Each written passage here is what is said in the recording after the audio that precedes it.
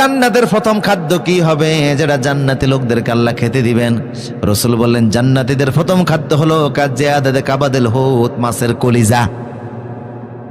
আরেকটু জোরে বলুন, কিসের কলিজা? মাছের কলিজা আল্লাহ সর্বপ্রথম জান্নাতি লোকদেরকে খেতে দিবেন। উনি বললেন আমার 3 নম্বর প্রশ্ন, সন্তানের চেহারা কখন মার মতো হয়, কখন বাবার মতো হয়?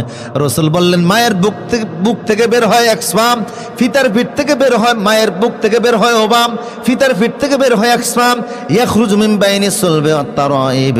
ফিতার এক স্পাম যদি আগে বের হয়ে যায় তাহলে সন্তান বাবার মতো হয়, মার ওবাম যদি আগে বের হয় সন্তান মায়ের মতো হয়। উনি বললেন আপনি সত্য বলছেন। আমারে পড়েন আশহাদু আল্লাহ ইলাহা ইল্লাল্লাহু ওয়াহদাহু লা শারীকা লাহু ওয়া আশহাদু আন্না মুহাম্মাদান আবদুহু ওয়া রাসূলুহু। তিনি কালেমা পড়ে মুসলমান হয়ে গেলেন, সুবহানাল্লাহ বলবেন না? কিন্তু তিনি ছিলেন ইহুদি, ইহুদিদের নেতা। হঠাৎ ইসলাম কবুল করার পরে ইহুদি ধর্মের কিছু তিনি মানতেন, যেমন শনিবার দিনকে সম্মান করতেন, উটের গোশত তিনি খাইতেন না।